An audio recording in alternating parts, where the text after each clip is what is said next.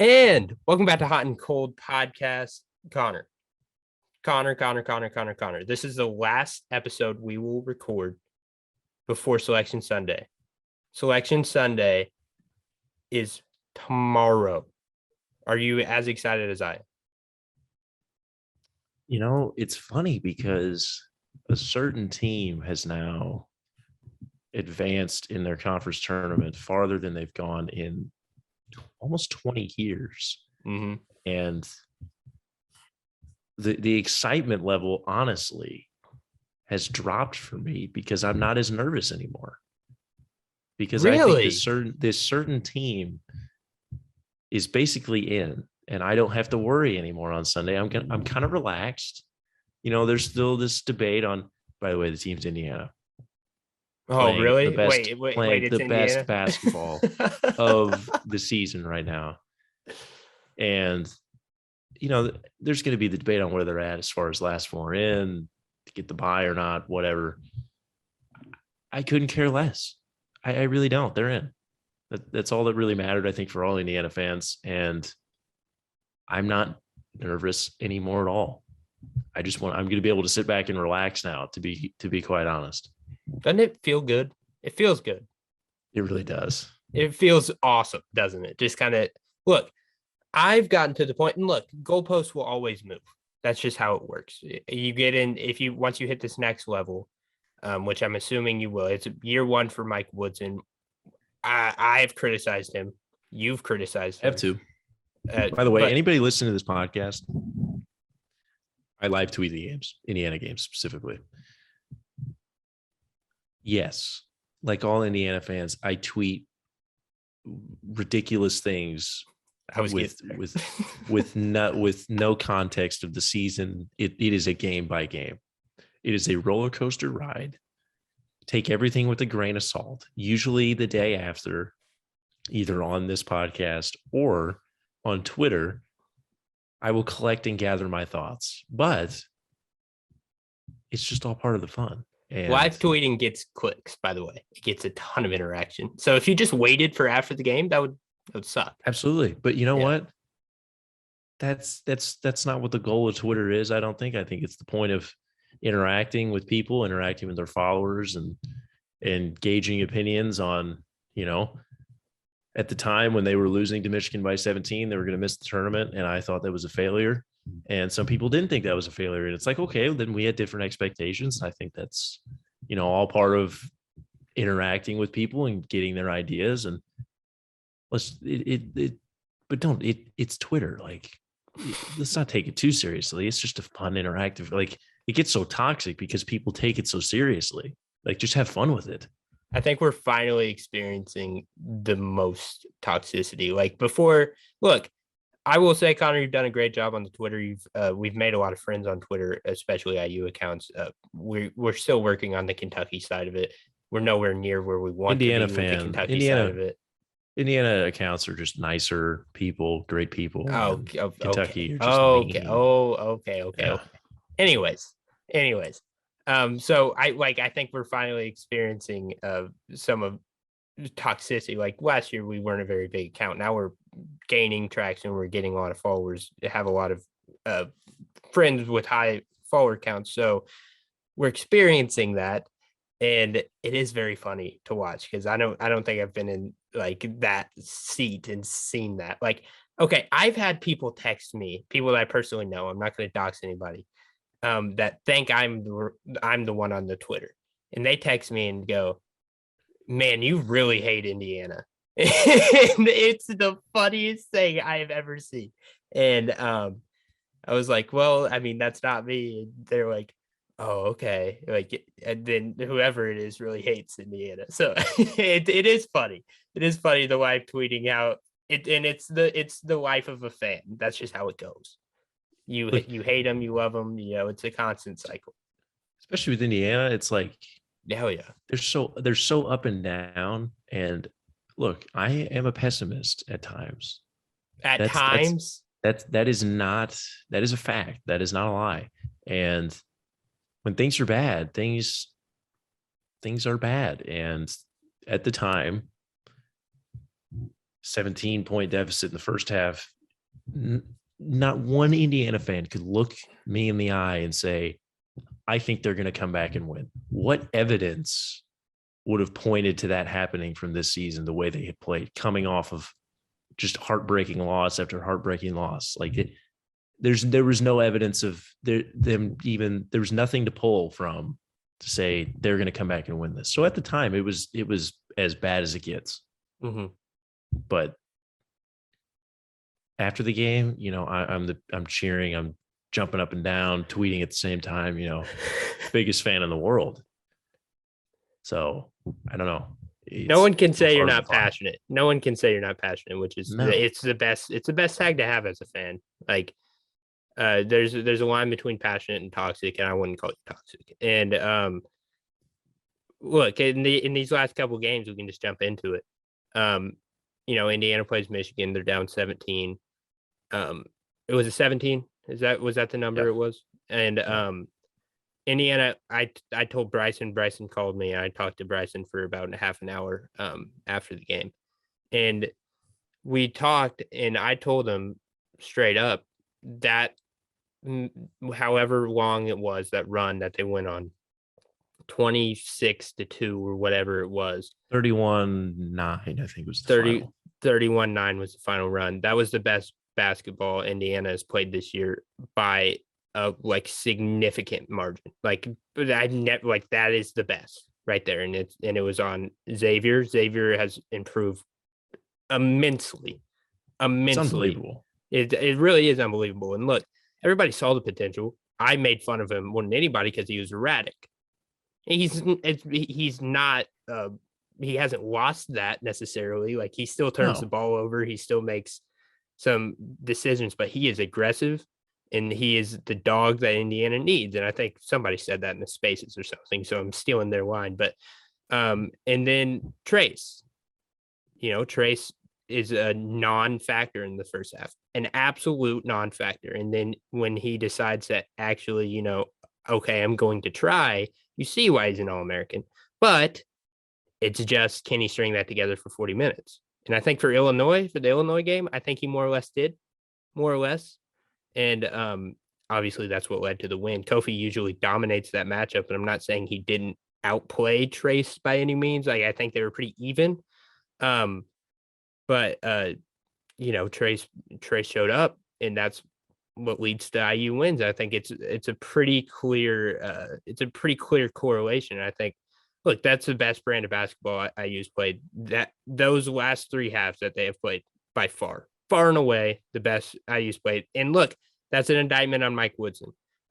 We've said some stuff about him, but when it's actually mattered, we talk about Rutgers being a play-in game. We talk about Purdue being a play-in game. And look, I think they played really good against Purdue. But when in the actual play-in games in the Big Ten tournament, when they win and they keep winning, and there's no choice but for the committee to realize that they should be in the tournament, they win. Woodson, that's a lot on him. So, he kept saying, "Get over the hump, get over the hump." It's a frustrating thing to hear as a fan. It's very, very frustrating for me personally. It was just good Lord, man. I get the idea and the concept. It was just how many attempts do you need at this? And they finally did it. And like you said, I think the Illinois game, that's the best, most complete game I think I've seen in a long time. And like you said, on the Michigan run, I asked Bryson, they're doing this. I think they made 1 3-pointer in that 31-9 run, which is honestly insane to me. How you can make a 17-point comeback and not have any shooting really still. There still isn't any shooting on this team. And that's, kind of looking into the future, hey, the defense is there. The offense just needs some help. That's what you're talking about, making it to that next level, getting to out of this bubble and, being a solid 5 seed or whatever. And, I think that, again, living on the margins for a long time, basically the whole season, not the whole season, but through February and March, they've been living on the margins. And that Michigan loss, if that is a blowout loss, there's going to be serious questions going forward. But they turned it around, and I'm glad they did. But again, it can't be not stated that they were that close to things completely coming off the rails. Well, that's just how basketball is, especially with I guarantee you're referencing coaching, and that's how a lot of coaching jobs are considered in that. Like, let's say Tom Izzo, okay, Tom Izzo in 2009 when he made the run with Michigan State in the tournament, he was about to leave for the Kentucky job, but Michigan State made the run, and he stayed.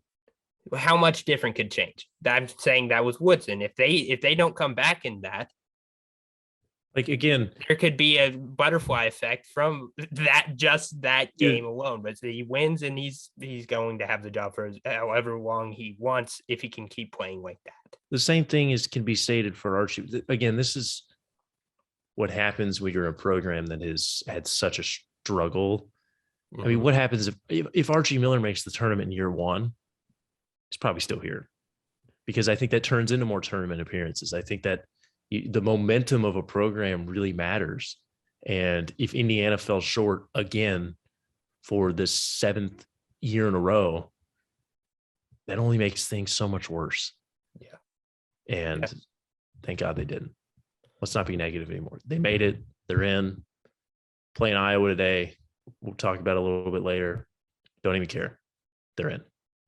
Yeah, I mean, if you want, we can. Okay, wait. I have one more thing. Can I say one more thing that's negative? Yeah, it's not really negative. It's not my saying. So, I just want to say, my dad, big IU fan, kind of a fair weather IU fan, doesn't watch all the games, just keeps up with what I say, what we say on the podcast, and so I guarantee he'll listen to this and be like, "Oh God, why is Sam talking about me again?" We're watching the Kentucky game last night, Kentucky Vandy. Kentucky goes on a fast break. I yell numbers, and they get an assist out of it, whatever. Kelly, my stepmom, goes, "What in the world does that mean?" My dad goes, "It's when you pass to the open man on the fast break. Indiana's never done that." And I was just like, what? Why are you so negative? You don't even watch the games. But yeah, it was very funny to listen to. That race, the char. I mean, that was the roller coaster into the game. But we can get into the Iowa game if you want. We can just do IU first. I told you that Charges suck. Charges suck. Yes, they do. And like you said, though, I don't fault Curbelo for taking the attempt. I am on the side of faulting the officials for just being so blatantly horrible at making the right call. I don't think it's that. I get it's hard. Yeah, it's the hardest call to make real time. It's your job. Figure it out. Like, that's my thing on it. But also, I fault Race for having numbers. Should have never been in that situation. Just throw the lob to Trace, and none of this. I mean, it's 3-on-1. That's kind of why I brought it up. My dad said that it's 3-on-1. You do have numbers. Pass the ball. Like, it's the number one rule in fast break. Whatever. Let's get into this Iowa game. Iowa rolling. Yeah. They're scary, man. They're scariest team in the Big Ten, in my opinion. Far and away the scariest team in the Big Ten. So I'm not going to pat myself in the back, and I'll release this tonight, probably after all these games, just so it's as updated as possible. I have made, through hours of hard work, not hard work, but tedious as hell, a spreadsheet with every team that will be in the NCAA tournament. I compiled KenPom stats, net stats, and some other not subjective, but stats that are kind of off the wall to kind of compare all these teams. Iowa, since I've made this a couple days ago, has risen a ton. Like, their offensive efficiency is through the roof, and they're really scary in March. I think they can really make a run. Indiana, it's kind of yin and yang here. Iowa's opening as a 6-point favorite against Indiana. Obviously, Indiana wants to slow it down, kind of muck it up. But who knows? Like sometimes they'll have these games where they go for 90. And so I think Indiana would be way more comfortable kind of slowing it down, though. What is your immediate thoughts on this game? Well, the first time they played, it was in the midst of Indiana getting a big first half lead and then blowing it in the second half. Yeah. I think the key to them probably today is just to be more physical. I think they, with Race and Trace down low, I think they can dominate. The first game, Keegan Murray got in foul trouble and really was basically a non-factor for most of the first half. And even in the second half, it was his brother. Chris Murray hit like 25, 26 points. And, I don't think Iowa's unbeatable. And I think that it's going to be strength versus weakness on both sides. Like obviously Indiana, it's their defense is good. Offense is bad. An unstoppable force versus an immovable object. Yeah. I think Indiana can be more physical with them at almost every single position. And the one thing I fear in this is it's going to come down to 3-point shooting. Iowa just made 16 threes against Northwestern in a game. So it's like, if that happens, Indiana can't keep up. I don't care what they're doing offensively. It's probably not going to happen because you're going to be trading 2s and 3s back and forth. And that's a numbers game you're going to lose. But I'm not too worried about it. I'm interested to see how they play as far as, hearing the narrative that they're probably in. I don't know if that's going to be like kind of a lift off their shoulders, kind of just relieving the pressure a little bit to just go play. But I also don't want them to relax either. Right. I think, we don't need this game, whatever, but I just go play. I think it's going to be close, but it was a 6-point. They were a 6-point dog yesterday too. So it's going to be interesting. Was it that? It started off as lower. Maybe it got up to 6 it got up to 6 by the tip. Wild. Yeah, but anyway, I think it's going to be hard to beat Iowa just because they're just surging right now. But look, Indiana is too. I hope for your sake they don't act like they've made the finish line and then they just kind of slow down a little bit. Like, okay, we got to the tournament, now we can chill out. Now you can't do you. It's not really like that. You're still wanting to get this game in for practice, and it could really help your seed line as well because that everybody, like I'll tell you from doing this spreadsheet, I've learned a lot about how they're going to seed, and I've learned a lot from this interview. I haven't even mentioned him. We have an interview with Delphi Bracketology, and it's awesome. You're going to want to listen to it. It gives you a really good insight on what the committee's going to do. But when I just started, when I made this spreadsheet and compiled all this data, I kind of saw what the committee sees. And look, man, like Indiana, there's a lot of it's like thin as hell from the 9 seed down to all the way the 11, 12. And Indiana can make some noise if they end up beating Iowa. So I think that'd be huge. What's the highest you think they could get to if they win today? Ooh, I can do a little what if live on air. You got to keep talking though. I think if I remember correctly from the interview coming up, I don't want to spoil it, but most brackets have Indiana probably is maybe an 11 not in the play-in, or is an 11-12 in the play-in. And I think I don't know. I'd be interested to see if they win today, where they would be at. I don't know if they're in like the 10 range with another win. I don't know if there's that much volatility and being able to move up on that off of one win. Okay, so mine has them as they'd be the one sec. They'd be the second highest 11 because my metrics are just they had Indiana in as the last 4 in.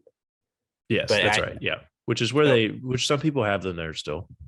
So obviously, if they win Kim Pom offensive efficiency defense, it'll adjust. But I'm just changing their quad 1 in their February and March record. So they would be they would at least get the bye. Yes, they would have a bye. Correct. Gotcha. Yes. Correct. I think it's not out of the question that I think they could get to the 10 seed line if they win today, but it depends on who you ask because, like you said, you had them last 4 in.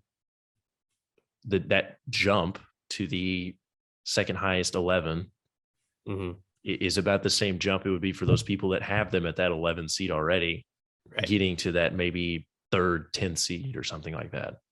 So that's going to be something that I guess will add to the excitement, whether they win or lose on Sunday, tomorrow, I guess. 100%. No, 100%. Before we get into what's your pick on this game? Actually, do you want to pick since it's your team? I don't want to pick. I'm going as an unbiased, like heady. I'm going with Iowa just because they're surging. Actually, I'll go with Iowa too. They're they're good. Scoring. They're just they're good. They're the best. They are the one team in the Big Ten that's going to make a run. I think they have the capability of it. I've decided I'm not touching Indiana because look, in betting, I will not touch Indiana games because they make no sense. They make zero sense ever. No. Shout Woodson, he dictates the pace in every game. I will say that. Every game is in IU. More or less, IU controls the pace, which is huge for him. Before we step into the ACC or SEC, I do want to talk about the ACC.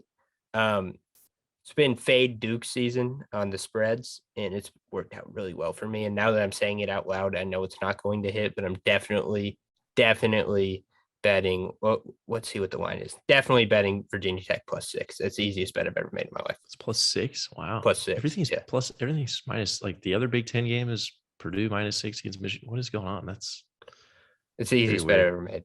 Easiest bet. So that is happening. And look, I don't want to pat myself on the back too much, but I did call a Virginia Tech run in the ACC tournament. Go back and listen to that episode. No big deal. I called a Wake Forest run. Yikes. Helped Indiana, though. A little bit of a hedge. It did. I think both of those teams, by the way, Virginia Tech and Wake Forest, will be in. I think. That's what the number, maybe not Wake Forest. Definitely Virginia Tech. That's another conversation. We can talk about. Oh, yeah. Whatever. So let's move over to the SEC.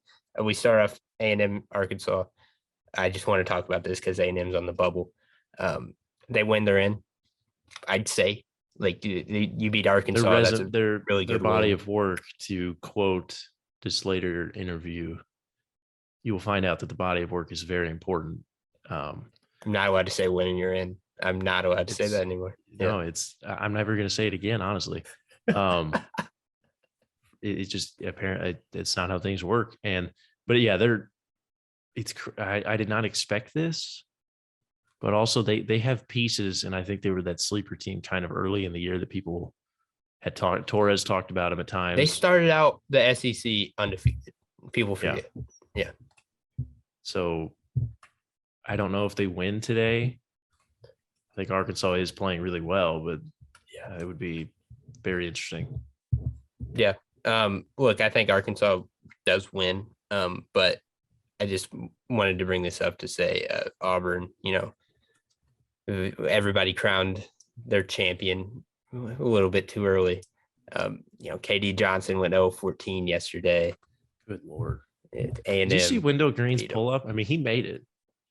Oh yeah, he did that. He did that 3 times. He did. I watched it live. He did it 3 times. He went 2 of 3. It was like 35 feet. I mean, it was so unnecessary. They don't get the ball to Jabari down the stretch. They still. It's unbelievable. Like I can't. I'm really questioning Bruce Pearl's coaching now because it's like, how do you not? I mean, they got it to Jabari when it was too late. And he made like a fadeaway 3 over 3 people. It's like, get the ball to that guy 3 minutes ago.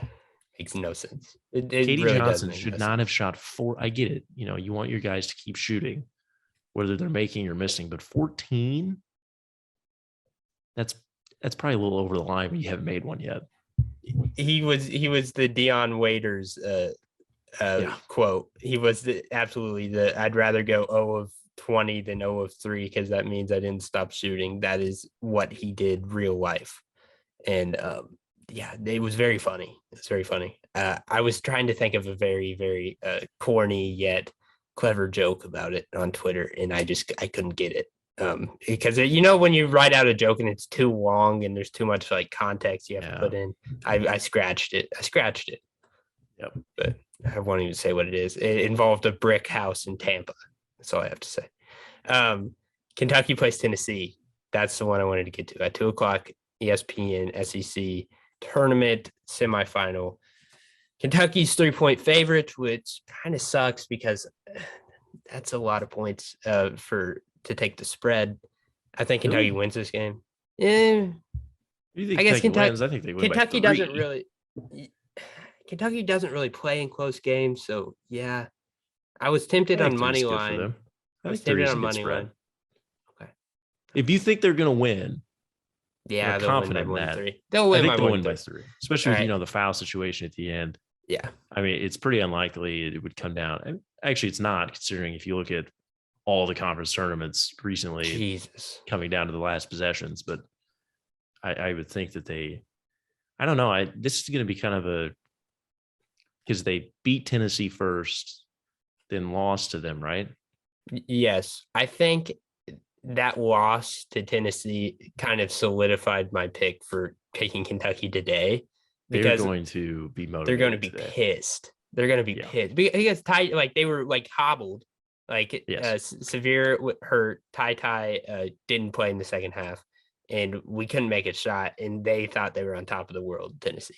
So if you've ever seen a team want revenge more, it'd be Kentucky and then followed up with Arkansas the next. Yes. Or it'd be Tennessee and then followed up with Arkansas. I will say, though, yeah. Rick Barnes, we've talked about it. Rick Barnes, for some reason, that is one of the weirder things in college basketball, like as far as head coaching records against each other. Like, that's just very odd to me. But Tennessee's good. Like, I think they're better than people really maybe thought they were. I didn't think they were very good. Number 7 in my rankings, by the way. Their defense is just so good and carries them. I think I always err on the side of, like, when we were doing our debates with Texas Tech. That's why, I'm not saying Indiana's going to like make some run in the tournament, but the way the tournament works, being able to rely on your defense is a good thing. Yeah. And if you're a good defense, like, the Purdue's, the Kansas, those teams that don't play well defensively, it's hard to pick them making a run because they don't guard well. Yeah. Teams that guard well, I think are, they can make a run. And Tennessee's offense is good at times. It can be really good. And I think that's the product of that will be the product of a scary team in the tournament. I don't know where they're going to end up, but they are better than people think they are. Definitely. And I think a lot of that, the defense is way more important than the offense in the tournament because, I mean, you saw with UCLA last year, like, you're not going to be hot every night. Like, you'll have games where you have 80. Like, if you're a good team, good offense, you'll have games where you have 80. You also have games when you have 50. And you have to win those games when you have 50 and keep your opponents under that. And that's the value of having a good defense. And I think that the teams that win are going to be the teams that you've seen win in multiple different situations like that. And I think this Kentucky team is one of them. And that's why I really do like them tonight. And look, man, I'm not going to be too biased, but we win this game. We're a 1 seed. And I think Cal knows that. I think Cal knows that 100%. It would really help him out. Go Cats tonight. Look, Kennedy Chandler yesterday, I don't know if you watched the game at all. He rolled his ankle twice and on two separate occasions. And I don't know if he subbed back in because I kind of turned it off. It was kind of a blowout against Mississippi State, but that was pretty scary. So hopefully, like, just to be a good matchup, I hope he plays, but who knows? Yeah. That would be that's a tough decision to make. I thought Wisconsin might hold Johnny Davis out. It looked like he should have been held out. He played horribly yesterday. I think that they're probably just better off getting some more rest. We're to that time now. It's like we had talked about with Kansas, and like I guess we were off on Kansas. I mean, they're in the championship tonight. They haven't had the hardest road to get there. Oh yeah, but I get what you're saying. Yeah, we're to the point now. We're going to see if, is it worth it to win? Because I don't know. I don't know how you feel about this. And, I'm thinking about the IU game today, Kentucky for you. Do you like having your team going into the tournament off a win?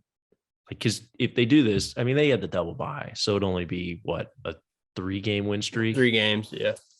Do you like that idea of going into the tournament on a win streak, or would you rather them kind of, win a couple, then lose, kind of regroup and get into the tournament? What would your opinion be on that? There's value in both. I think it's important to be hot going into the tournament. I don't think the tournament is the best place to correct your flaws. I think that's like you have to be perfect to win in the tournament. So I think that's that argument. And then there's also, get the loss out of the way. Get the loss out of the way when it doesn't matter. I mean, you've seen a ton of different championship teams not win their conference tournament. I mean, that's just how it is. At the end of the day, it is kind of inconsequential. But I mean, look, if you're playing a team like, let's just say for Indiana, let's say they win today and then they play Purdue. You want to beat Purdue. Like that's just what it is. Yes. Like, and Kentucky wants to beat Arkansas. Like that's just how it is, and it doesn't really matter. If you make it there, you might as well win. Yes. The pessimist in me is like, just get it out of the way. Doesn't matter how you're in. Doesn't matter. But at the same time, you don't want to root against your own team. So it's more of a hindsight deal. Like when you finally do lose, that's what you use to cope. Yes. You do not use it during the game. You always want your team to win. That's kind of some word of advice. It's a hindsight way to cope. It was conference tournament. By the way, just predicting my reaction on the next episode. If Indiana does lose today, that's going to be my rationale for the game. Oh yeah, I know. Yes, 100%. It will be yours as well. It will be mine if they lose to Tennessee. Yeah, like that's just how it goes. Like as much as I love conference tournaments, I realize how little they matter to the teams at the top. Unless look, Kentucky's actually fighting for something this year. Usually they're not. Usually they're not really fighting to get on that 1 seed line, or either they're solidly in or they're solidly in something else. But this is as wide open as it gets for those final 2 spots. Was that another shot? I get it. You're not fighting for anything. I understand. No, oh my God. I'm just saying this is the most I've cared about a conference tournament. And I know, I get it. You're just throwing strays at Indiana fans right now, unintentionally. Yeah, it's so unintentional. You just did it, and you're gonna do it, and you will do it in the interview as well. Don't worry, you called me out. I'm not letting him do this. You called me out. Yeah, well deserved. Okay. It's fair. I mean, that's fair. I get it. Finally, let's get into the final games a little bit. Kansas, Texas Tech.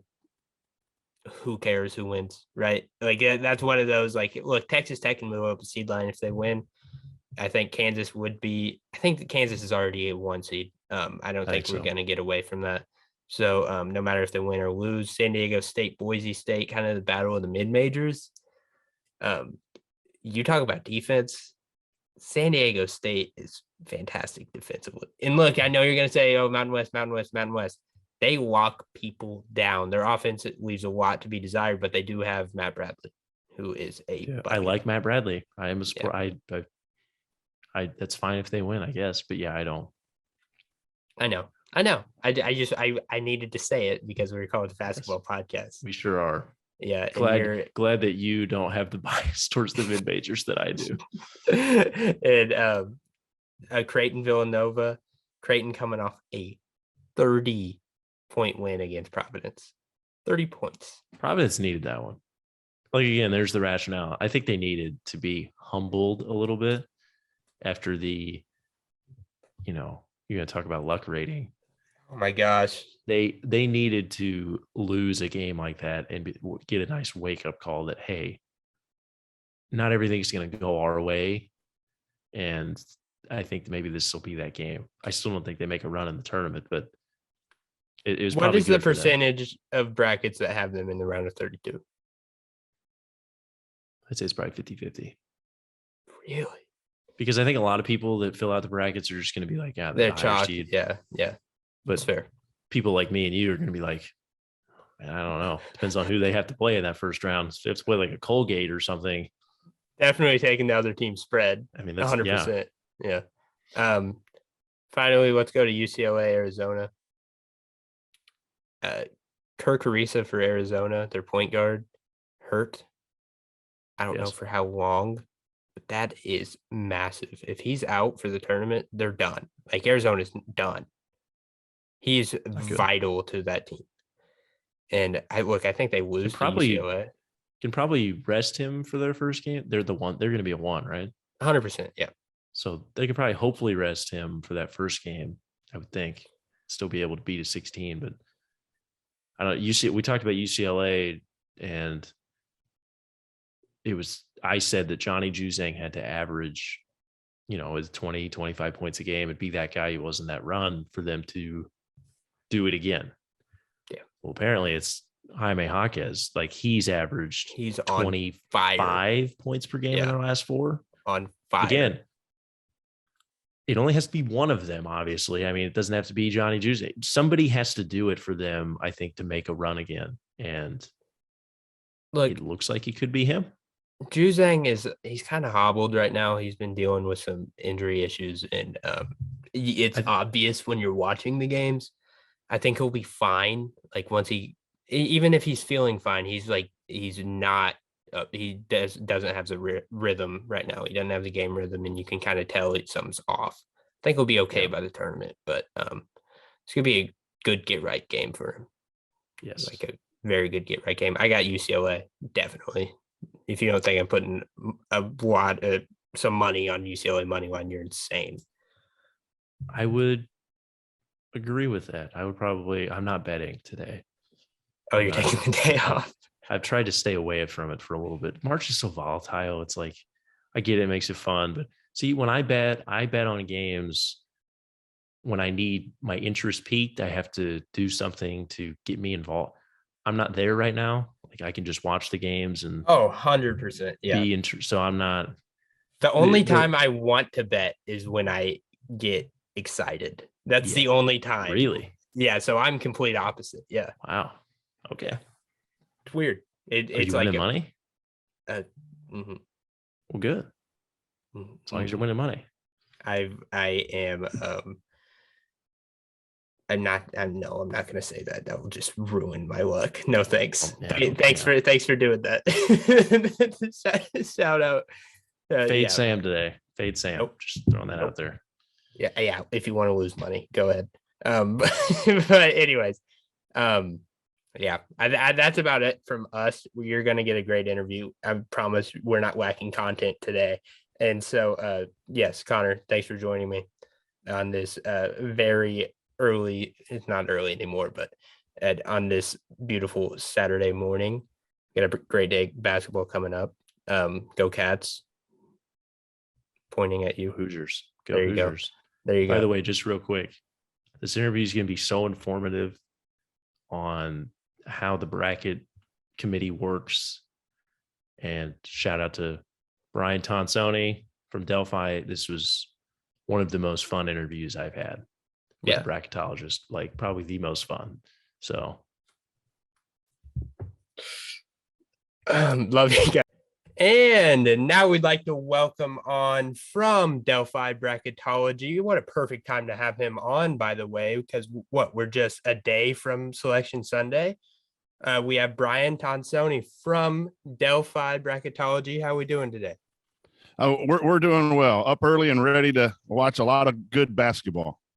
So me and Connor, we've just recorded an early podcast like a couple weeks ago. We were talking about it on air. We were saying, is this the earliest we've ever recorded? This one takes the cake. As college students, this one definitely takes the cake. But yeah, thanks for coming on. This is awesome to talk to you. Appreciate it. Sorry to get you guys up so early, but Yeah, I got an hour and a half drive, and so I'll be in the Game Bridge watching the Big Ten today. So, but I wanted to make sure I was available. So I appreciate you getting up early. Well, hey, I think we're both jealous of you. That's going to be some great games today. But look, I told you our biases before we started recording. Kentucky fan, Indiana fan. So before we get to the Indiana, because it's probably going to be a lot of heavy Indiana, because this weekend has been, or this past couple of days has been great for the Hoosiers. So I want to get some Kentucky talk in before we hold on that. real quick. Sure. Hold on. Sure. I think that was kind of a slight. Me? I get it. I know Kentucky's safe. We got it. All right. I gave a compliment. It was kind of like a backhanded compliment, though. Like, no, I said it's all been about it wasn't backhanded. I promise. That was the first time it wasn't sarcastic on of all time. Okay. I'm not letting you get anything past. I know it's early. I'm not letting you get anything past me today. Yeah, I'm ready to go. But so what I've been that we'll get to Indiana on the bubble, and they're probably not even on the bubble anymore. But Kentucky, they beat Vandy. They played Tennessee today, and they're still in the running for that final 1 seed. What do they have to do to get that? Yeah, it's an interesting thing with the committee and the timing of the committee's votes. Like Kentucky was voted in probably Tuesday night or Wednesday, whenever they took their first vote. And so teams get slotted into 1 seeds, 2 seeds early without an official seed. And then they'll go back and they'll compare. If they vote in 8 teams and then another 4, so they have 12 teams, they'll do some temporary seeding of those first 12. So a lot is going to depend on where the committee saw Kentucky on Tuesday and Wednesday, which is either going to be the last 1 seed or a very high 2 seed. And then a lot of times, historically, there have been a few times where the conference tournaments have made a difference. And there are some where the conference tournaments do not make a difference because of the timing of the committee. The committee last night and today is going to try to be working a lot on those last 8 teams that are getting voted in. And then they'll do a lot of seeding this afternoon and try to get 1 through 68. However, so we normally make our decisions here at Delphi Bracketology on Wednesday and then try to lock them in. And unless there's just a couple scenarios where the margins are razor thin, do you take the conference tourney results and move them? And so it's not the narrative of CBS and ESPN. Every game moves someone up and moves someone down like a standing board in the NBA. That's not what the committee is doing. So a lot depends on what the committee valued. And I believe they could have valued Kentucky as a 1. We had them as a number 2. We do think all the margins were so thin on that 1 seed line that they probably did look at the initial rounds. When Auburn loses early, that probably is going to influence the committee because they have time to make some changes in where people go. So much depends on that first seed line, then the second seed line, from balance of the 4 quads to who goes to the east, who goes to the west, what individual pod people go to first. So you can't have too many what ifs going into Sunday. There's just not enough time to do all of that on Sunday. So we believe that it's going to come down to probably the Baylor, Kansas, Kentucky for 2 spots on the 1 seed line. If Kentucky wins today, I think they're a 1 seed. But I don't think they're not a 1 seed if they lose. So you had 2 teams in Auburn and Baylor who lost their early rounds, and Baylor has some injury concerns with AJ Cryer being out, and the guy's name I can't pronounce, the post player who was out. So sometimes the committee will. There you go. Yeah, thank you. So they may say, you lost a couple games here, or you lost a game early. Is that more indicative? There may be some doubt about what Baylor team is going forward, and just enough to knock them out. So I think it's going to end up being Kansas and Kentucky. I don't know if our committee, we have a group of about 6 or 7 that are really working hard right now to decide, and we take votes. But you're close with Kentucky and deserving. And Kentucky had some injury concerns with the guards being out, and your loss to Auburn. Your good guard was a Ty Washington you're up 9 and he gets out. And, that's not official criteria, but that is going to be discussed. And so I think, with the SEC championship being on Sunday, if Kentucky wins today, I think they're a 1 seed for sure. And they possibly could be without the win. I think you made a lot of Kentucky fans excited with that statement right there. So and in my basement, you can see where my allegiances lie. That's not something I woke up wanting to do necessarily. Yeah, hopefully they're watching on YouTube to see that. But yes, Connor, go ahead. You bring up the injuries and how it could be a factor, and there's a team obviously that could affect, and that's Indiana, of course. They win yesterday. It was, if they were in after that Michigan, there was debate on whether that's all they needed. It depended on who you ask. I think you guys had them still right on that first 4 out. But then they win yesterday. Where are they at currently? And honestly, do you think they would have been passed up yesterday if they had lost yesterday? That's a great question. And who knows, they could possibly be out now. I would find it just a miracle if Indiana's out now. But we have them on the 11 seed line, but not in Dayton. So we have them in one of those buys, if that's the terminology, right now. And they might stay there regardless of outcome today, as we're recording on Saturday. They were lacking some wins. They got 2 quad 1 wins on their resume, and with Notre Dame losing, that helped them on the bubble, but that lost a 1 seed. And I think the committee knows those teams that are on those cut lines of those 1 through 30 home and 1 through 70 or 31 through 75 on the net. There's not a whole lot of difference between your 75 team and your 76 team, and yet it is either a quad 1, quad 2, depending on the road or away. The committee understands the quality. I think Indiana, with those 2 wins, is safely in. The question is, yes, I think they would have been in jeopardy.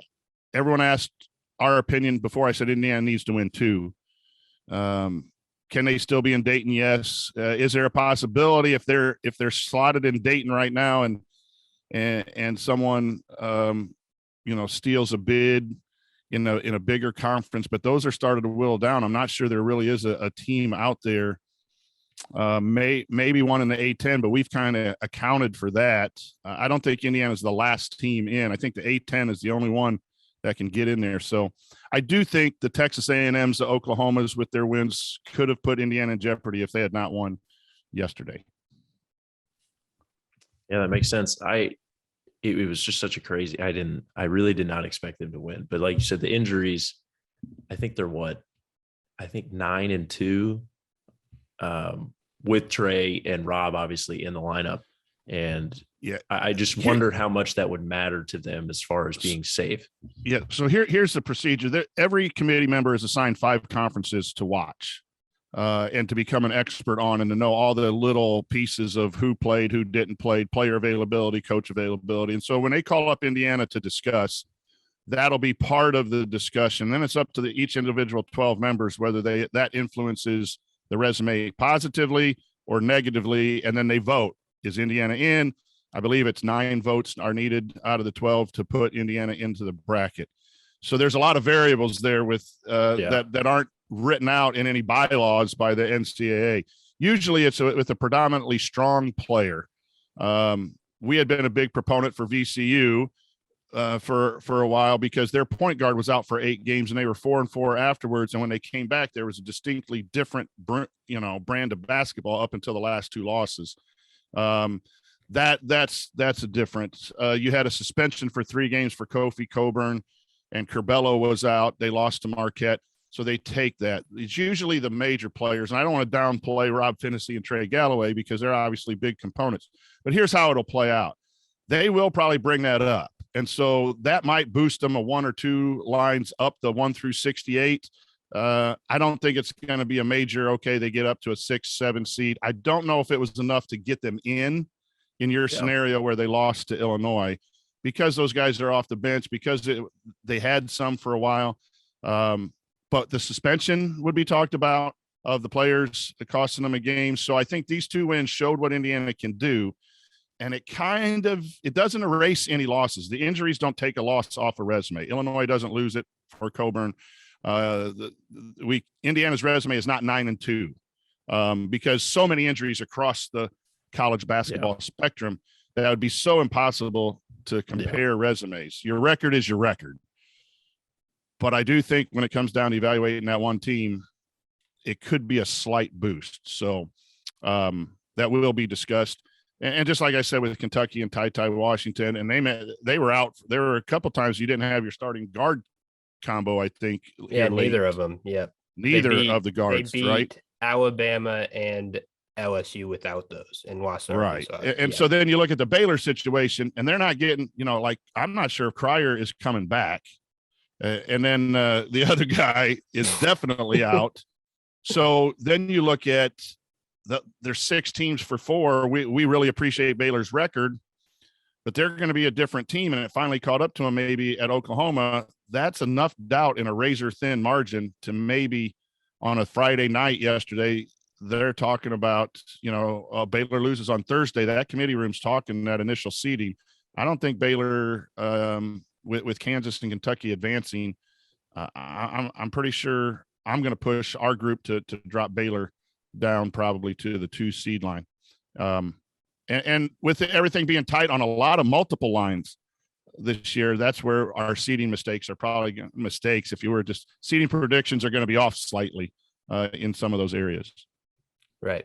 No, when you talk about injuries and you talk about it helping teams out in the seed line, the first thing I think about going in years past, and Connor, you know exactly what I'm going to say here, is the Zion Williamson Duke year when Zion was out for, I don't remember the exact amount of games, but the resume was okay, but it did boost him to a 1 seed at the end of the year, and that's the first thing I think about when you bring that up. Yeah, right, and that's, you're trying to get the 68 best teams by rule, and the automatic qualifiers and all that, and every year there's going to be that who got snubbed, and Jay Billis and Dick Vitale. I mean, he get better here fighting his disease. We're going to miss him. They always get upset with certain teams that get left off. Guys, I'll just tell you this quick. When I was a fan, I thought the committee did a horrible job. And then 8 years ago, we started to do the bracketology, and what the committee does. The committee does what the NCAA tells them to do, and they do it rather well. And very rarely in the 8 years that we've been doing this have I had a major just not understanding. And usually then I go back and look and say, okay, I can see where the committee saw this. We missed that piece. They do a relatively good job. I always tell them, if you have a problem with what the committee does, it's the NCAA bylaws of, using the net, using the quad system, whatever the rules are. The committee does a pretty good job. And back before, I was always mad at the committee. How much does the net matter? I'm curious on that, because you've seen teams like, Indiana at one point was pretty low in the net. They struggled and they lost a lot of games and they dropped. Then you've got teams like Loyola, who again aren't in a very strong conference, but they're like, I think top 30 in the net still. And, there's teams like Murray State, but then you've got other teams that are lower than that, like Rutgers for a while was still in the 80s and they had won like 4 or 5 straight quad 1. How much does the net really impact it? Because I know that rating probably frustrates people the most because it just doesn't make sense at times. I think it matters more than a lot of bracketologists will admit. When we got started in 2015, it was the RPI, which was, what was your record? What was your record? Opponent's record? What was your opponent's record? It was all on results. Yeah. And a lot of people like that. A lot of traditional bracketologists who've been doing this for 15, 20 years, they're so used to it. I think the net matters in seeding more than it does selection. I think you have to win games to get in, and then the seeding part of it is going to be how you played. The net is there and going to get a lot of negativity because it's the thing that you can point to. It's the narrative. The story is the net's not good, but I like it, except for one thing. The margin of victories and the strength of schedule component needs to be built into it a little bit more, because you can really game the net by wide margins against weaker teams. So I don't think that formula is perfect yet, but I do think in finding the best teams, it's how you play a little bit. And that's going to be the tough part for us. Like in the ACC was down, but Notre Dame has a pretty good net. But did they get that pretty good net because they played a down ACC versus a team like Rutgers, who played a really tough Big Ten and is sitting at 77 going into today? That's the difficulty of it, and that's legit. But I don't have a problem with combining your wins versus how you play. I think an excellent example, and maybe this is my fan bias, is Wisconsin. Wisconsin won a lot of close games. If you look at Ken Palm's luck factor, Providence and Wisconsin are two of the top 5 teams in the luck factor, however that is calculated. So they won some games by getting a bounce here, a call here, whatever. So yes, they won games, but when you start ranking them, like I'll go to our Kentucky guy down there. There's no way that Wisconsin's a 2 seed if Kentucky's a 2 seed, that they're comparable. Kentucky is the much better basketball team. And so it takes away that eye test of just looking at a team and saying Kentucky's better than Wisconsin, because the NCAA wanted to be transparent, not only for fans, but more so probably for its member schools. And that gives a little bit of transparency. Iowa's a good basketball team. They only have 2 quad 1 wins. They are offensively absolutely unbelievable with their players, and they're a 15 net. And so I think they're going to get a 5 or 6 seed and didn't win a lot of games. And I think that balances out, where if you just went on the resume, Iowa might be an 8 or 9 seed. And therefore, I think the tournament's ultimately going to be more fairly seeded, because if you ran into Iowa as a 2 seed and they're slotted at a 7 or a 10 or whatever, where their resume is, that's a tough thing for your better teams. And it's not perfect. What do you do with Loyola? What do you do with Murray State? How do you compare those to Michigan State? Michigan State's in the semifinals of the Big Ten. We have Michigan State on an 8, Murray State on a 7. There's just really no way to compare it. Well, it's how you play offensively and defensively. And Murray State's in the low 20s, 23, 24. Michigan State's in the mid 30s. That helps. So I like it. I think it's a lot better than the RPI, because it combines some of that RPI with how you play. It still can be gamed a little bit. I think Virginia Tech has gamed it a little bit. Some of the Pac-12, Washington State had a higher net than what I think they deserved. And I think the committee's smart enough to understand those outliers. They talk, the net tells them, okay, why does Iowa have a 15 when they only have 2 quad 1 wins? And they go and look at it. Why is Rutgers a 78 or 77? I haven't updated today. And yet they have some good quality wins. What is the reason behind it? And I think what they generally find is a team like Rutgers isn't very good. They got hot for 2 weeks. So then the committee's got to decide, is that hot for 2 weeks enough to get them in? Or are they who they have been most of the year, a team that lost to Lafayette, a team that lost to DePaul, a team that got beat in its first time against Iowa by 16, or ended up being 10 or 12, but it was a 20-point margin. And then that's 12 people have to vote on that. So that's a long answer. I'm sorry if I bore your listeners on that, but I find the net to be very, very fascinating. And then I do think it matters in seeding more than bracketologists will. We'll see for sure. We've only had 1 year, 2019. 2020 was canceled, so we don't know what the committee did. And then last year there wasn't even non-conference schedule. Some teams only played 16, 17 games. So there's really no way to know. We'll learn a lot as bracketologists from how things were seeded this year. I think people just don't understand the net. Oh, my bad, Sam. No, I just think that, like, you just explained it and it makes sense. But like earlier in the year, we would just go through the net occasionally, look at it. And you brought up Iowa. It was just like, at the time, they didn't even have a quad 1 win yet. And it was like, how are they that high? And the way you explained it actually makes sense, because Sam and I had talked about it. We didn't know what the net even was. I mean, it's not something that's easily and readily available to find. And obviously you've done your research and know really kind of what goes into it.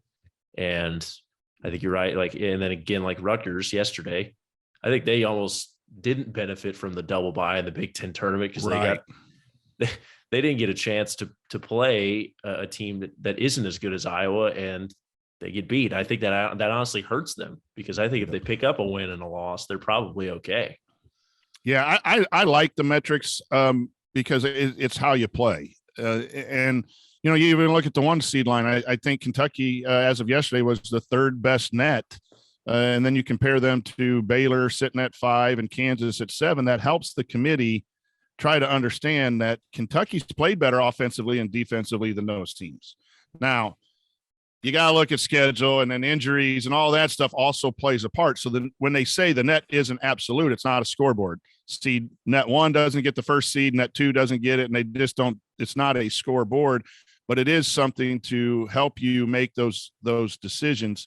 And teams on the bubble, if you're in the 30s and 40s, you have a better chance of getting in than teams in the 50s, 60s, and 70s. If you're in the 60s and 70s, you better have a lot of wins. That still matters. Like Creighton is now, I think I saw someone say 55, but they were 64 yesterday, and their margin went up. And this is where it's bad. Like 1 game out of 32 and you win by 30 shouldn't boost you from 64 to 55. You are who you are.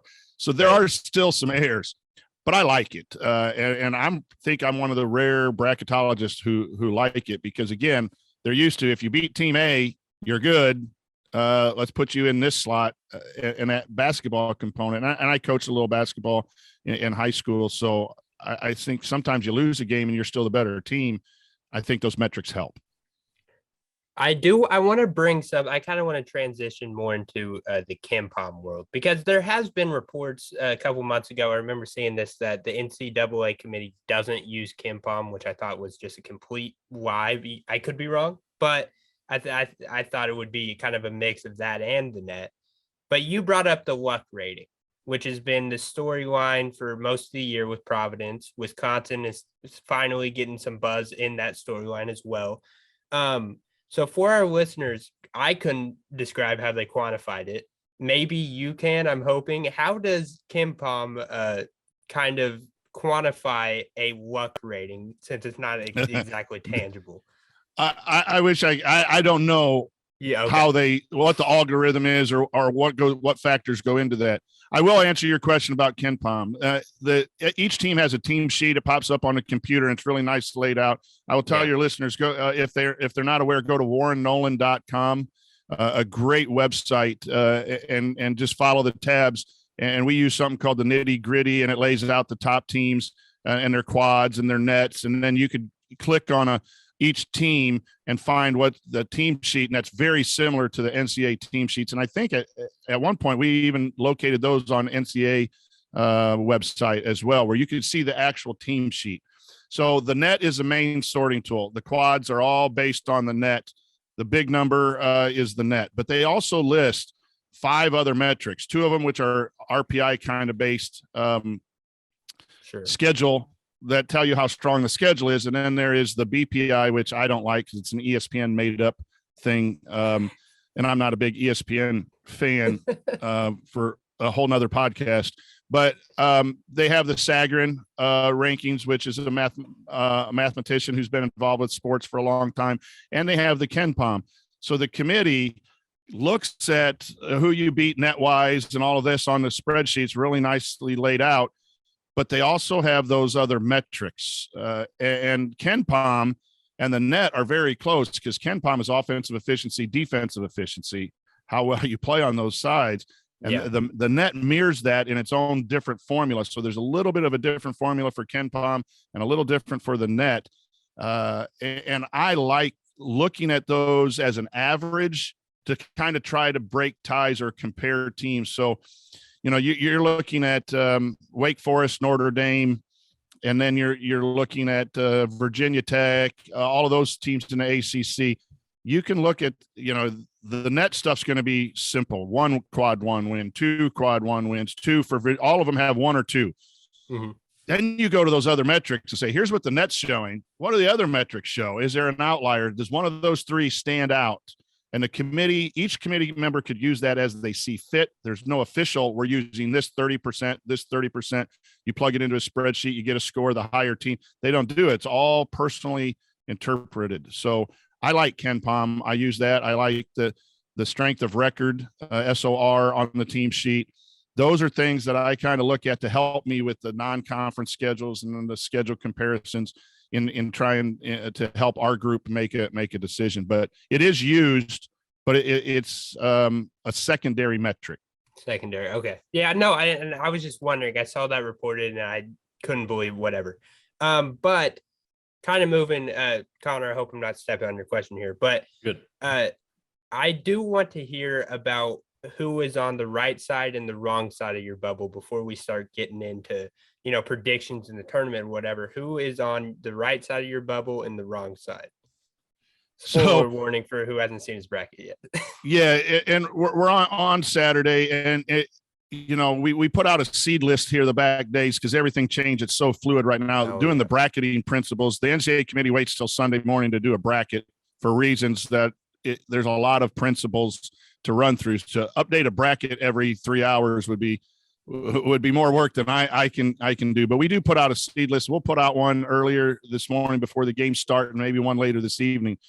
But we believe there are 5 spots open for selection, and we have slotted 5 teams in right now, but that's not a guarantee. And then really we're down to 4 teams that can probably be in there that are not. So maybe 9 teams for 5 spots. The teams that are out for us right now, which is it's not a play, win and get in. It's really play, get a result. Your resume is different. Now we got to compare again. That's how the process happens. It's not, so instance, Texas A&M is out. Dayton is out, still playing. Notre Dame is done. Rutgers is done. Those are the 4 teams that we think are likely to get in, keeping an eye on teams like VCU, Wake Forest, St. Louis, just their overall body of work. Some people may vote them in, but we think they're a little bit lower than Rutgers, Notre Dame, Dayton, and Texas A&M. So those are the 4 that we don't have in that we're really reconsidering, because Rutgers has a case, Notre Dame has a case, Dayton is still playing, Texas A&M is still playing. Their resume can change. The last 5 in for us: Oklahoma, Michigan, SMU, Xavier, and Virginia Tech. Like, as of right now, at the end of the night, we kind of liked those teams, but all 5 of those have huge flaws. That can they get 9 votes by the committee? We're going to try to figure that out, because we're part of that bracketmatrix.com competition. And the better we figure it out, the better our score is going to be. But when you really look at all of those teams, SMU and Virginia Tech are still playing, can still affect their resume. So it is a game result, and then go look at these 9 teams again in total comparison. That's sometimes hard for fans to kind of understand. Also, is it's not a win and move up or a lose and move down. Again, I think I mentioned that earlier. That's not the situation. It is really have a game result, compare to people that are close. Does that game result move you up? Does that move someone down? And then you're constantly, the committee is still voting on those last teams right now. So they don't have teams in and moving teams in and out. They just don't have teams in yet. So they're going to bring up a team today when they start meeting. They're going to say, okay, where are we at with Oklahoma? Then let's talk Michigan. Then let's talk Rutgers. Okay. When they're done having discussion, let's put it to a vote. And then they'll have to pick 4 teams out of those 9. Everyone votes for 4. I think at this point it's 4. They used to vote for 8 at the very top. Vote for your top 8 teams from this list. So there might be more than 9 on their list this morning. They're going to vote for 4, and then if the first team to get 9 out of 12, boom, they're in. Or any team to get 9 out of 12, they're put in the field and they stay in the field. So that's going to be, that discussion is going to be, do you like wins? Oklahoma, Michigan, Rutgers, Xavier, early season wins with the really bad. If you have like quad 1 and quad 2 wins, and some of those have good nets, some of those don't have good nets. So if you're quad 1, those teams are going to be voted in. If you like the teams that did the best against whatever schedule they had, Notre Dame's got to be in. They had the 28th toughest non-conference schedule. They beat Kentucky in that non-conference schedule. They beat the teams in the ACC. The ACC is down, but they took care of business for the schedule that was presented them. Then you vote Notre Dame in, and then Virginia Tech will get in. Then maybe a Wake Forest or a VCU slips in, even with losses. So that's the dividing line for us right now on the bubble. Maybe it's a mixture. Some teams are, like Rutgers wins with bad net, leave them out. But Michigan with good wins, but a lot of losses, but a high net, we're going to put them in with Oklahoma. Xavier, that could be a combination. But that's kind of where we're at with the bubble this morning on Saturday. 15 losses for Oklahoma is insane. That they're on and I don't disagree, because I compiled some stats in my spreadsheet, whatever. They're above every other bubble team with 15 losses, and that's insane. The losses are going to be an issue. Traditionally, I think there have been, prior to the COVID year last year, only one team that was less than 4 games above 500 got in. I think that was in 2001, Georgia or something. They played this is before the quad system. If they had a quad system back there, 27 of their 31 games would have been quad 1. And so they were above 500, but they played an astronomically great schedule and got in. So traditionally it's been, Vanderbilt got in a few years ago at 19 and 15. Ohio State got a 11 in 2019 with a lot of losses. So last year, 3 teams got in with 3 losses, but again, it wasn't a full schedule. So I don't think you can say that's a traditional thing, but rules and trends are made to be broken. That's, typically by rule, our group says you got to be 4 games over 500 in January and February by the time there's enough data. So typically we would have both Oklahoma and Michigan out. But boy, it's hard to look at the quality of those 2 conferences. And so I don't know. We're going to spend all day watching basketball and texting back and forth with our group and try to figure it out. And we're likely going to miss a one. We're prepared to miss 1 or 2 this year selection, because it's just impossible to know how those 12 people are going to vote. Is this not really interesting? Thinking, you see people update their seed lists or whatever so fast off a win or a loss. I even was tweeting at Delphi, trying to get the gauge for Indiana after they win, the win and in. It's mind boggling to me that that's not really how that works. I don't think a lot of people understand that.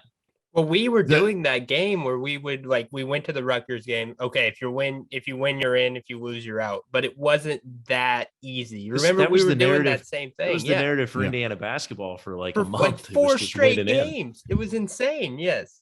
Sorry. It's a narrative driven by media as well, because then all of a sudden ESPN is going to get people watching. I mean, if ESPN said, the conference tournaments mean absolutely nothing. The selection is done by Wednesday, so tune in so we can sell our advertising. It's driven a little bit that way, and it's also driven by our bracketology world, because that's our job or our hobby, whatever it is. I don't get paid for it, and we want to feel valuable. So this win, we got to go and evaluate. You got to go and evaluate. And I'm in a couple discussions on Twitter, direct message. I'm like, guys, you are moving stuff way too much. Our job's not to look at everything. We got to try to guess what 12 committee members are doing, and the procedure matters as well. So it was eye-opening. Dove into this in 2015, 2016, what goes on in the committee. And so what we try to do at Delphi is try to educate and entertain a little bit with how things go on, because I don't think the media does a good job. So many announcers and everything don't understand the process. And really if you sit down for a day or 2 and really dive into it, I think you could do a real favor for your viewers and listeners by instructing. But I just turned on, there was a Sirius radio. I was driving home and I was listening to the Texas Tech Oklahoma game. Well, if Oklahoma's not in, this is a travesty. You hear all that all the time. If this isn't a tournament team, I don't know what is. Well, there can only be 68. And, but yeah, so it's very, a lot of nuances, a lot of little things that go into Selection Sunday, which has gained me a lot of respect for the committee. That's why I cringe a little bit when everyone gets so mad at the committee. It's a lot of work, and I think they do a really good job. So does anything make you cringe more than when you're watching a game on ESPN, or a random Pac-12 game, maybe a random Mountain West game, and they're saying that the 7th team in their conference should be in the tournament for whatever reason, and it's a travesty if they don't? Yeah, the conference standings don't matter. They're not an official part of the team sheet. Sure. So I've answered that question like 9 million times in the last 8 years. Well, how can you keep out Notre Dame? They're second in the ACC. The best thing that I've ever heard in this whole thing is everyone's an independent contractor. When that committee meeting rooms, conference affiliation really isn't discussed as this conference is good, so they need to have 7. There's no automatic, if you're ranked the best conference, you get 8 slots, and then we just pick 8 teams. There's nothing like that. Every team is an independent contractor. That's why, you're a Kentucky guy, you're a little worried about both Baylor and Kansas getting on that 1 seed line. A lot of people say, well, just give the Big 12 champion and the SEC champion a 1 seed.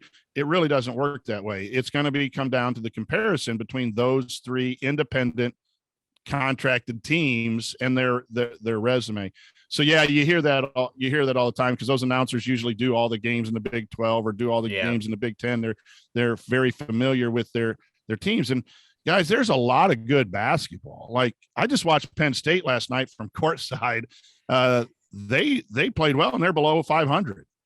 So there's a lot of good basketball being played in the NCAA, and the committee's got to pick 68. So it's always an interesting time. But yeah, I do cringe a lot with some of the color commentators and people, but I also know it's a business, and it's a click business, and it's a ratings business. And there's part of that has to be done. I've just learned to kind of tune that out.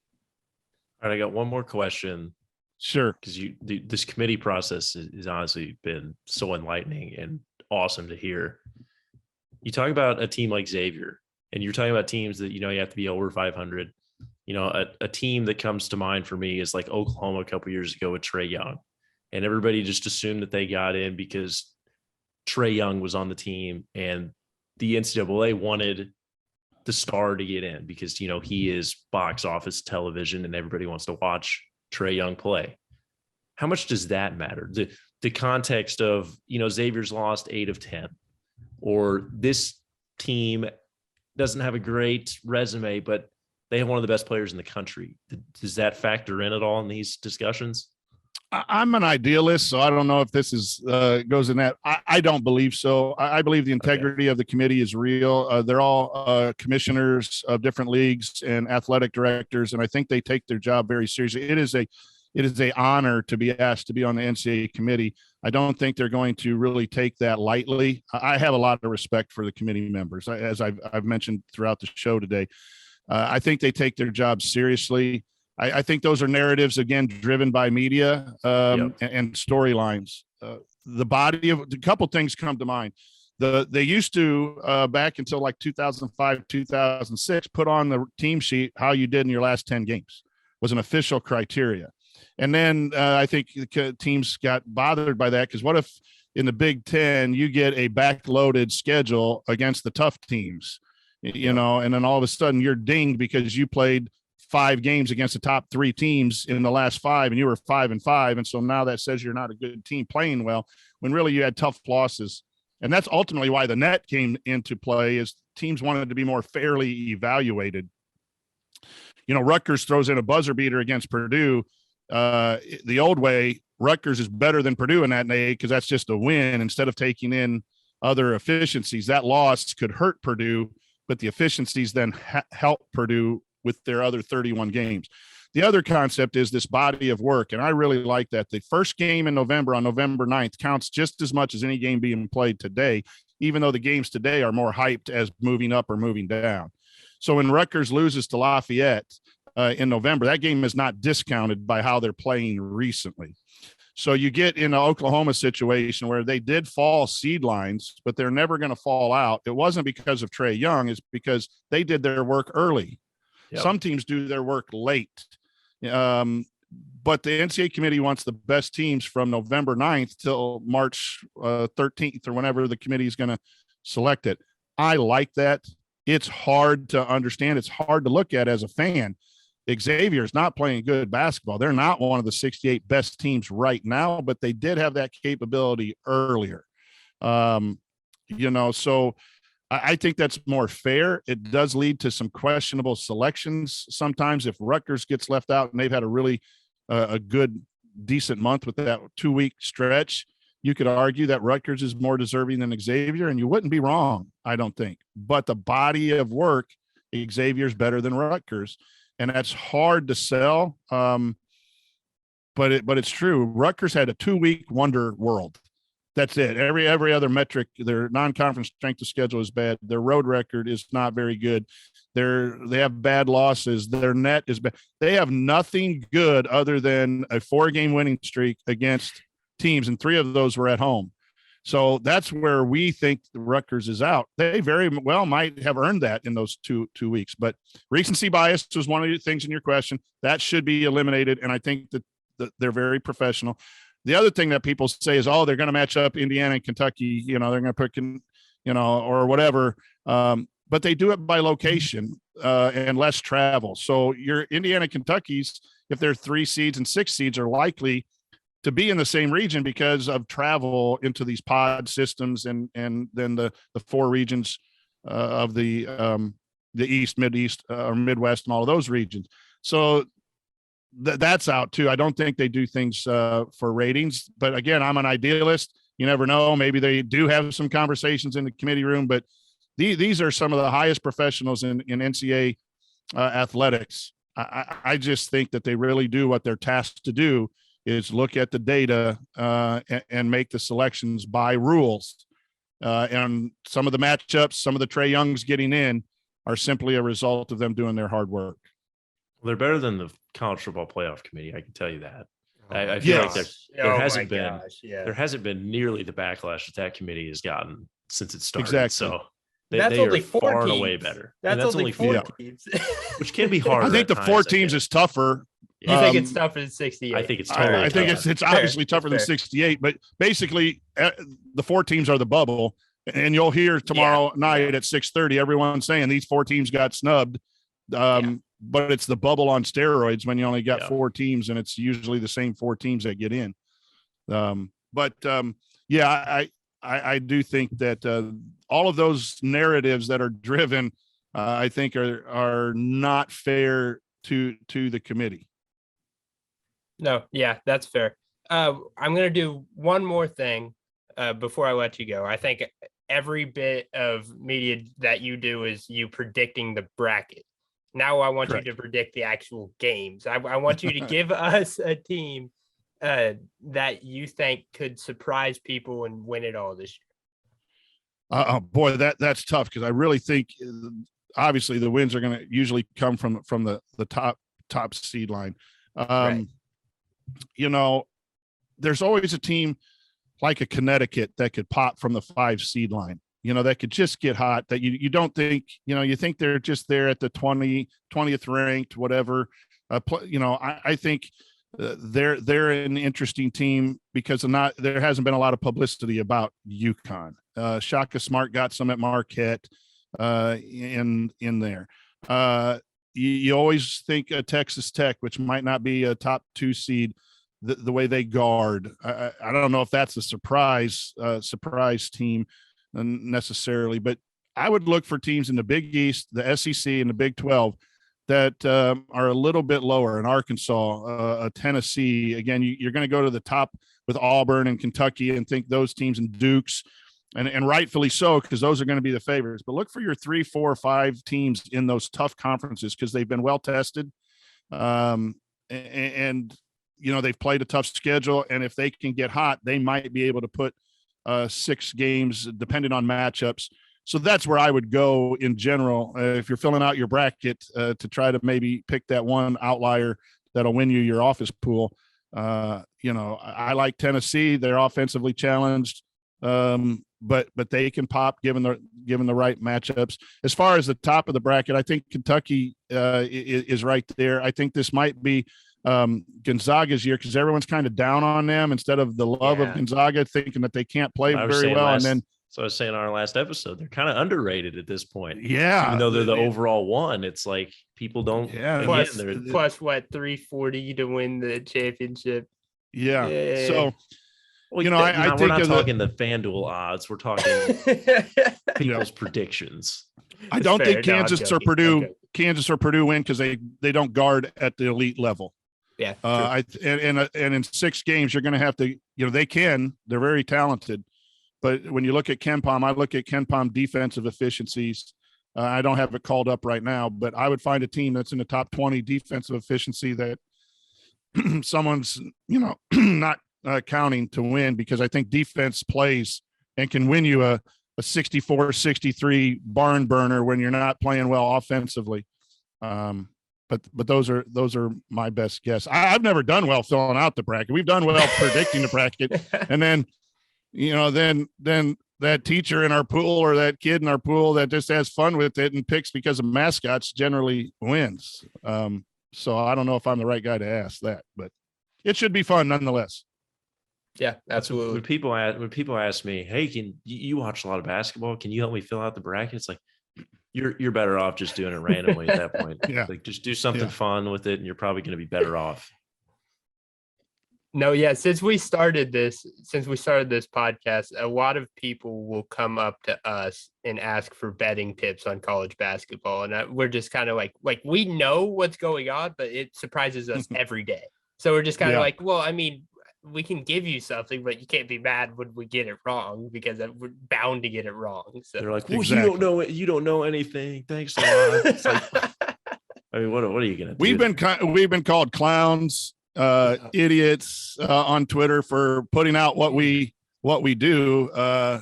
And yeah, we're not the committee. You had an IU fan. You had an IU fan attacking you, and it was like the most ironic thing ever. It's like, that we were Purdue bias, right? I was like, what? They're close to Purdue, so they have a Purdue bias. Yeah, isn't it great sometimes?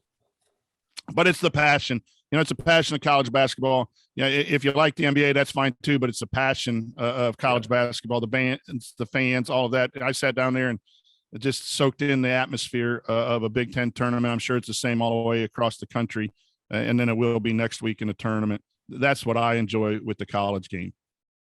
Yep, absolutely. I mean, this is the best time of the year, the best month of the year.